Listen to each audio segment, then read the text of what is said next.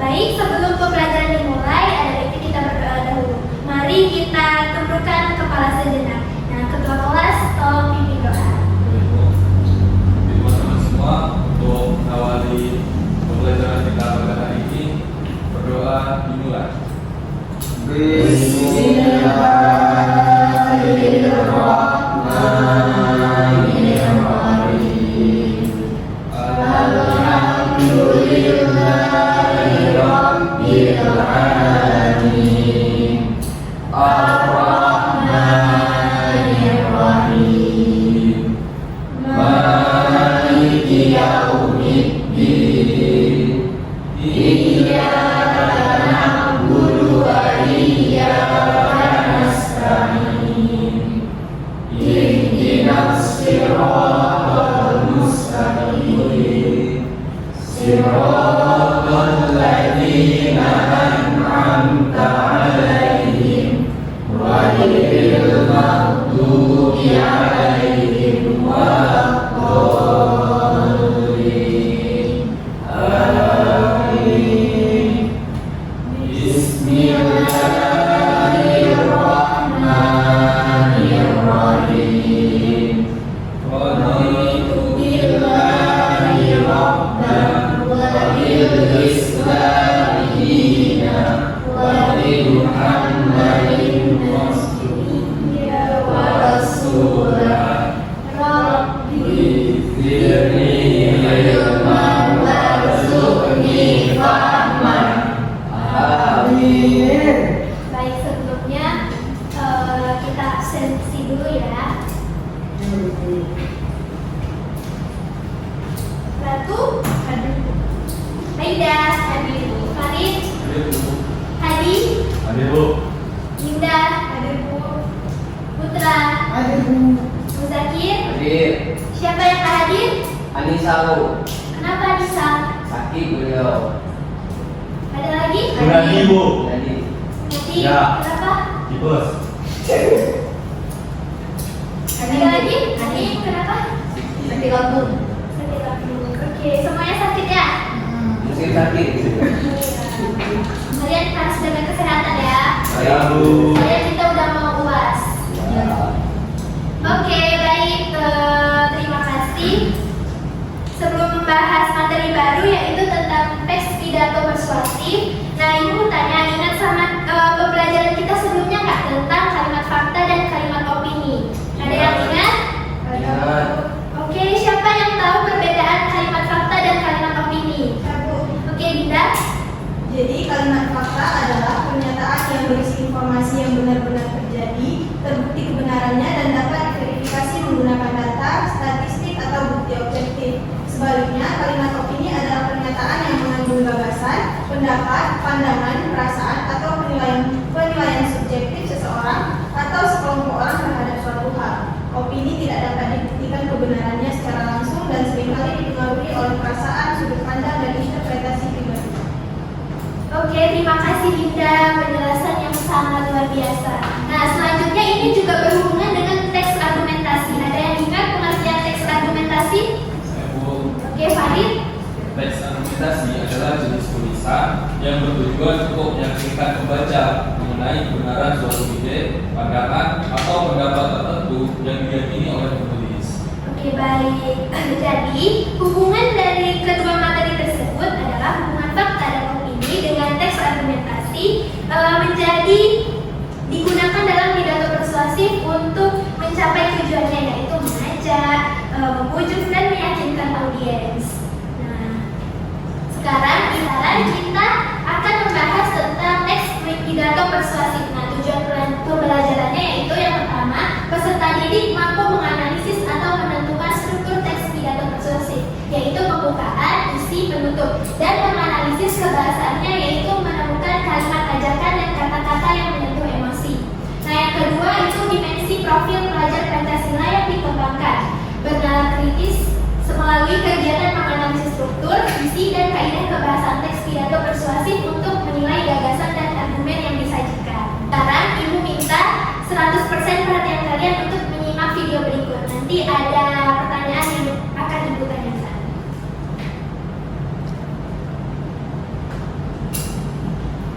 Assalamualaikum warahmatullahi wabarakatuh.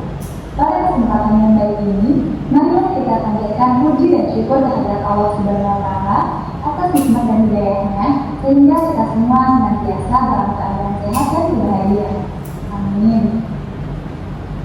Teman-teman yang berbahagia, pada kesempatan kali ini, saya akan menyampaikan pidato mengenai bagaimana sih cara mencintai diri sendiri atau sering disebut dengan self-love. Pada zaman sekarang, kebanyakan manusia sulit untuk menerima diri sendiri. Bahkan mirisnya, manusia lebih sering mencaci dan membenci dibandingkan menerima dan mencintai diri sendiri. Padahal, dibanding membenci, mencintai diri sendiri atau sering disebut dengan self-love itu jauh lebih bermanfaat buat teman-teman.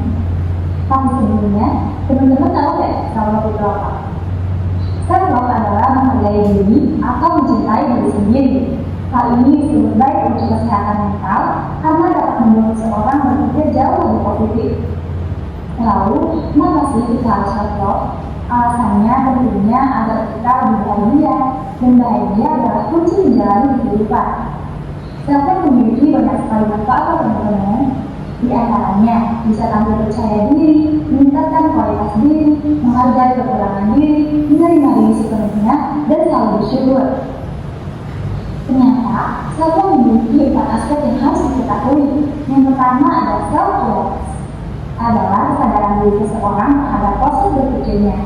Salah satu hal yang bisa dilakukan untuk meningkatkan self-awareness adalah dengan membuat catatan harian mengenai emosi, pikiran, dan tindakan yang dilakukan. Yang kedua adalah self-worth, adalah keyakinan diri seseorang terhadap dirinya. Jadi, seseorang tidak perlu melakukan kegiatan tertentu atau memenuhi kriteria untuk merasa berharga. Yang ketiga, self-esteem. Berbeda dengan self-worth, self-esteem ini lebih terikat pada pencapaian dan kualitas yang dimiliki oleh individu. Self-esteem ini dapat meningkat jika seseorang memiliki self-worth yang baik. Self-esteem itu posisi di mana seseorang merasa nyaman dan puas terhadap dirinya sendiri. Yang keempat adalah self-care, adalah tindakan yang dilakukan oleh seseorang untuk menjaga kesehatan dirinya. Yang biasa dilakukan adalah melakukan hal-hal yang ia sukai.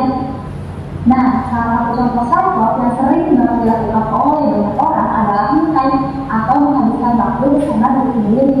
Misalnya, menonton film, mendengarkan musik, menonton bioskop, pergi ke mall, pergi ke tempat-tempat yang bagus, dan lain sebagainya.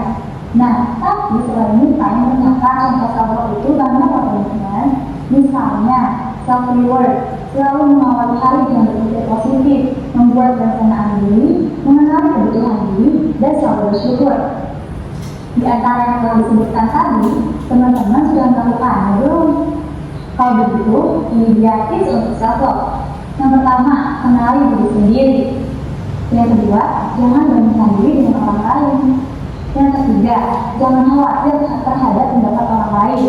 Yang keempat, ingatlah bahwa tidak ada manusia yang sempurna. Yang kelima, kenali ketakutan diri untuk dievaluasi. Yang keenam, kenali orang-orang dan bergaul dengan orang-orang yang baik agar membawa pengaruh yang baik. Dan yang ketujuh, yang terakhir, ingatlah dan selalu ingatlah bahwa kamu berharga telah berlaku di dunia ini. Ada satu kutipan mengenai self-love dari psikolog Michelle yang mengatakan bahwa sama seperti mencintai seseorang, ketika kita mencintai diri sendiri, kita akan menemukan kekurangan dan ketidaknyamanan. Dan justru, self-love itu adalah ketika kita menerima diri kita di saat kita bahkan lebih tidak nyaman sama diri sendiri. Bagaimana? Sudah bertekad untuk mencintai diri sendiri? Kalau dia punya cinta, ia tak lepas menerima sepenuh hati. Lantas, terimalah dirimu dan mulailah bagaimana dengan keadaan meskipun sulit itu pasti. Dan sebelum mencintai orang lain, cintailah dirimu sendiri agar nantinya tak saling menyakiti. Jadi, ayo biasakan itu. Sekian yang dapat saya sampaikan. Mohon maaf apabila ada kesalahan kata. Terima kasih atas perhatiannya. Kata saya ucapkan wassalamualaikum warahmatullahi wabarakatuh. Bye. Nah, sudah lihat kan? Nah, apa yang anak-anak rasakan atau apa yang kamu rasakan saat melihat video ini?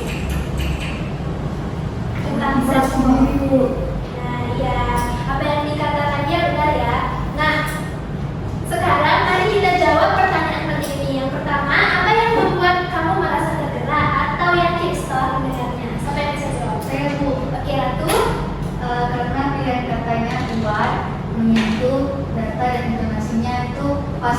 Oke, tepat sekali. Tepuk tangan untuk aku. Nah, yang kedua yaitu kata-kata sakti atau kata emotif apa yang paling membekas di telinga kalian semua? Satu. Adi?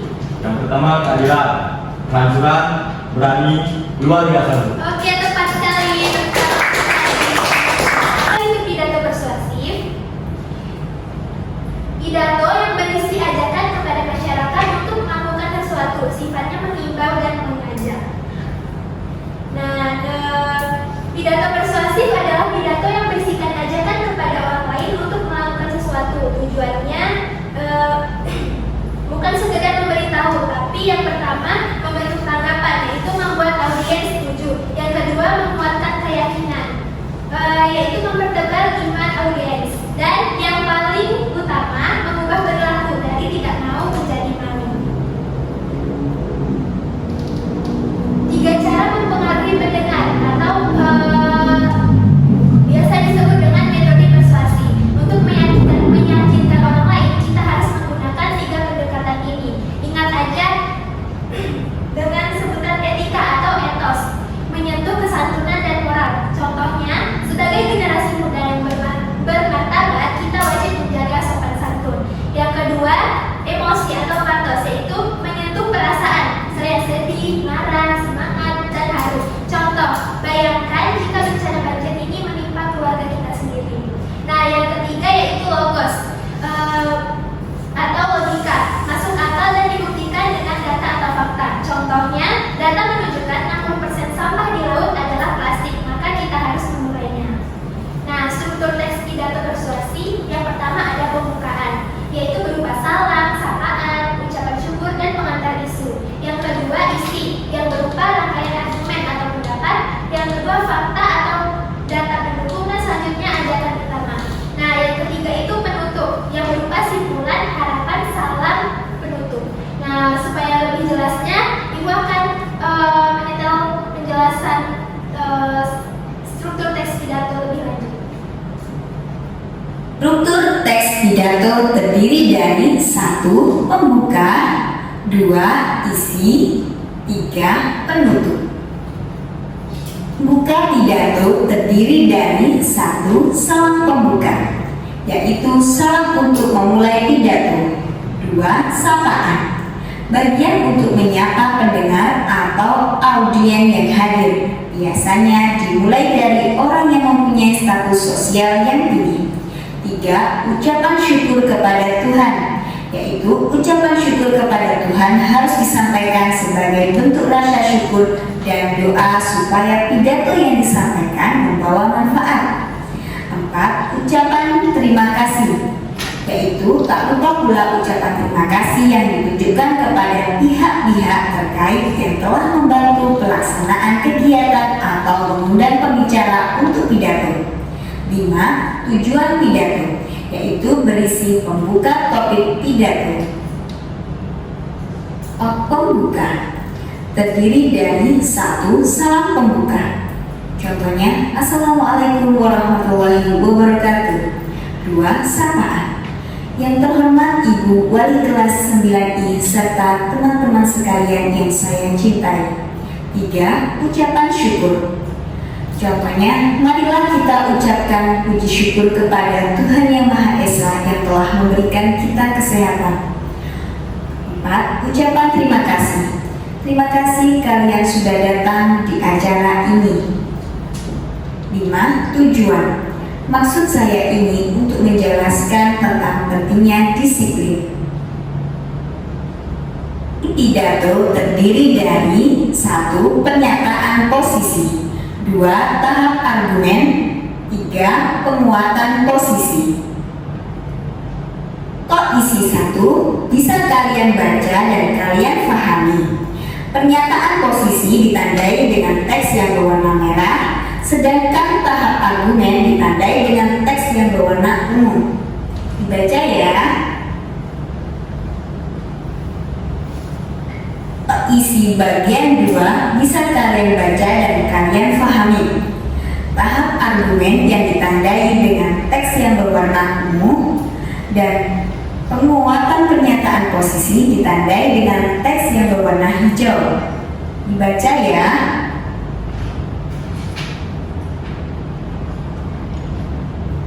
Penutup pidato yaitu terdiri dari satu simpulan, yaitu ringkasan atau simpulan dari isi pidato. Dua, terima kasih, yaitu ucapan terima kasih kepada pendengar. Tiga, permohonan maaf, yaitu permohonan maaf membicarakan atas kesalahan kata atau perbuatan dalam menyampaikan pidato. Empat, salam penutup, yaitu salam yang digunakan untuk menutup pidato. Bagian penutup. Penutup terdiri dari simpulan. Pada contoh ini ditandai dengan teks yang berwarna merah. Di teks yang berwarna merah ini ada kalimat persuasi. Pada teks pidato persuasi harus ada kalimat persuasi yang ditandai dengan kata marilah, ayo, dan lain-lain. Pada contoh ini ada kalimat marilah kita menjaga disiplin agar meraih prestasi yang terbaik. Prestasi yang terbaik adalah prestasi sejuara. Maukah teman-teman meraih prestasi sejuara? Mau? Marilah kita menjaga disiplin mulai dari sekarang dan mulai dari diri sendiri. Ucapan terima kasih. Contohnya, demikianlah yang dapat saya sampaikan. Terima kasih atas perhatian yang telah diberikan. Permohonan maaf. Contohnya, mohon maaf jika terdapat perkataan yang kurang berkenan. Salam penutup. Contohnya, assalamualaikum. Nah, itu tadi adalah bagian struktur dari teks pidato persuasi. Nah, selanjutnya ada ciri kebahasaan. Yang pertama itu kalimat persuasif. Ada kata mari, ayo, janganlah, hendaknya. Nah, kalau anak-anak jumpa dengan kata itu, berarti itu udah termasuk kalimat persuasif. Yang kedua itu kosakata emotif. Terdiri dari menyedihkan, memprihatinkan, luar biasa, genting. Intinya itu menyentuh perasaan kita. Nah, yang ketiga itu kata teknis, istilah sesuai topik, misalnya global warming atau berhubungan. Seperti tadi ada love yourself. Nah, yang terakhir itu kata ganti. Sebaiknya tidak menggunakan kata ganti diri sendiri. Harus menggunakan kata kita agar pembicara menyatu dengan audiens. Oke, waktunya kita praktik sebelum ke tugas kelompok. Apakah ada pertanyaan? Ada? Kalau tidak ada, waktunya kita praktik ya. Silakan bagi kelompok. Satu kelompok terdiri dari 2 orang. Oke, yang cewek boleh bertiga. Ibu sudah siapkan teks pidato menarik, yaitu stop perundungan. Stop perundungan atau bullying. Oke? Itu udah termasuk bullying lah ya. Kenapa Rata nggak mau sama Dinda? Kenapa ada masalah? Karena Dinda suka bully, Bu. Oh iya Dinda. Udah kita sama aku aja gitu. Oh boleh, Dinda pilih mana? Pilih satu orangnya aja, Bu. Sama mereka ya. Oh berarti kalian berdua ya. Dinda bersama dengan Zakir dan Putra. Farid bersama dengan Farid. Jadi kayak mana Ratu? Dinda Oke, Dinda maunya sama siapa? Gak boleh menjadi murid. Bukan Mufid. Dinda maunya sama siapa? Dinda sama orang itu. Oke. Zakir sama Putra ya.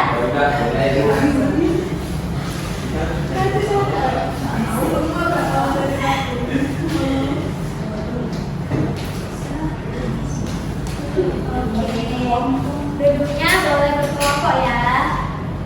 Ini untuk kelompok 1.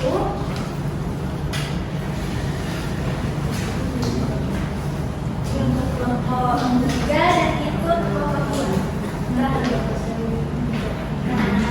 Silakan tentukan struktur, yaitu berupa pembuka, isi, dan penutup, serta kata-kata emotif dan kata-kata mengajak seperti yang sudah Ibu jelaskan tadi. Ibu beri waktu berapa menit? 15 menit cukup? Cukup. Kita mulai dari sekarang ya.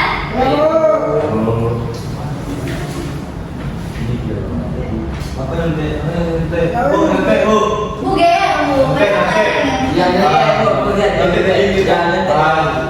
Ya udah, duduknya berjauhan satu, nggak boleh lihat ke belakang ya. Hadi sama Putra boleh dibuat space-nya biar tidak salah. Kami kayak ini bu. Oh iya. Bohong ya, bu. Jika ada pertanyaan boleh ditanyakan ya. Ya bu.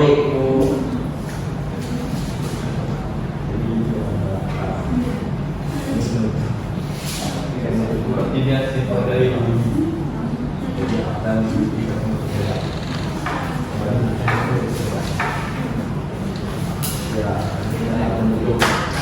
Bu, mau nanya. Ya boleh tanya apa? Sini loh. Kita nanti didengar orang tua. Iya boleh. Nggak akan kami dengar. ya betul Iya ya kan? Kita pandai. ya betul. Ini kata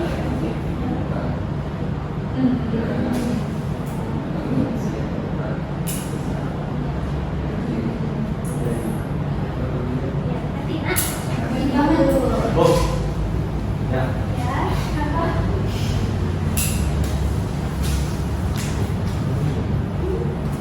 Oh, berarti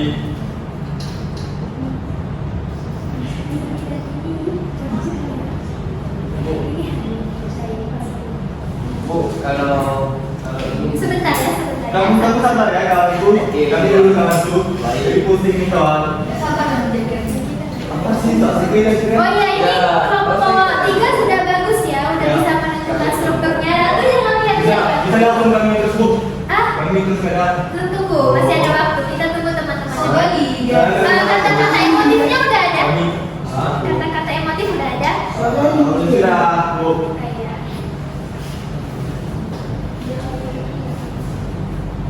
Ya Zakir mau tanya apa? yang ini tadi. Kalau kami temukan kata lebih dari satu, apa boleh bu? Boleh.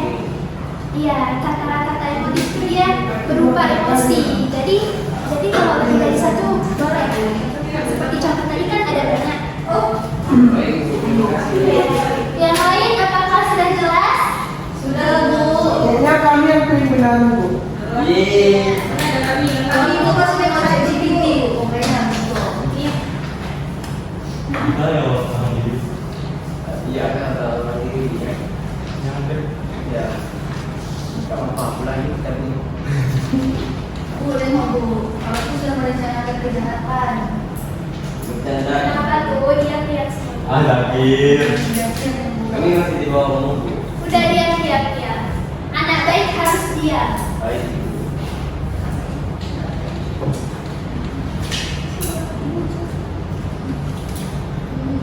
Tidak ada pertanyaan Dinda? Enggak ada, bu. Ya Ratu jangan tinggalin Dinda sendiri lah Ratu. Lagi. Ya Allah, bu. Dinda geser kursinya dikit.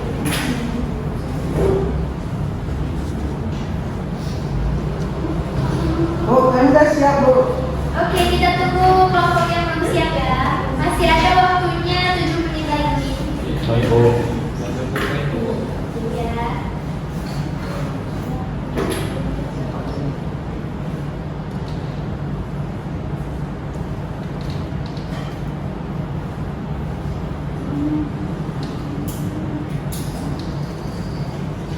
Oke, siapa yang udah siap semuanya? Sudah. Sudah? Kelompok dua kita. Ya, siapa yang mau maju ke depan duluan? Kelompok siapa? Bos bu. Kita. Kelompok dua boleh bu. Boleh kelompok 2. Yuk. Satu orang aja perwakilan doang. Boleh 1 orang aja perwakilan. Oke, kelompok 2 boleh dibacakan kalimat-kalimat emotif apa saja. Oh, ini ke depan dulu. Terserah, boleh dari situ boleh ke depan. Depan ya. Oke, baik. Gentleman. Ini contoh yang baik ya anak-anak. Baik, kelompok kami soalnya adalah temukan kata-kata emotif di dalam pidato persuasi. Iya. Di sini kami telah menemukan beberapa jawaban. Yang pertama ada kata genting yang artinya menunjukkan kondisi yang darurat dan mendesak. Ada kata memprihatinkan yang menunjukkan kepedulian dan rasa kasihan terhadap kondisi yang terjadi. Dan yang terakhir ada kata trauma, menunjukkan dampak psikologis yang menyedihkan dan mendalam. Oke, terima kasih. Tepuk tangannya untuk Brady. Jawaban yang sangat bagus ya teman-teman. Oke, selanjutnya ada yang mau maju lagi? Ayo, siapa yang udah siap? Jangan malu-malu ya. Ayo. Nomor 1 siapa yang mau jadi perwakilan? Dinda. Oke, Dinda, terserah mau dari situ atau di depan. Oke. Dinda boleh berdiri ya. Berdiri. Jadi, tugas untuk kelompok kami yaitu menemukan kalimat ajakan. Nah, kalimat ajakan yang kami temukan yang pertama itu, oleh karena itu saya mengajak seluruh teman-teman mulai hari ini dan seterusnya, mari kita berani mengatakan tidak pada segala bentuk perundungan sekecil apapun itu. Nah, alasannya karena kalimat itu menggunakan kata mengajak dan mari serta penegasan tidak. Yang kedua, ayo kita lindungi dan dampingi teman yang menjadi korban. Nah, alasannya karena menggunakan kata ajakan ayo secara langsung. Oke, terima kasih. Jawabannya bagus. Oke, kelompok terakhir. Siapa yang mau baca? Ayo. Pasti nggak bisa kalau salah semua. Ayo tunjukin dong jawabannya. Iya. Iya. Enggak ada. Boleh baca di bagian penutupnya aja, oke?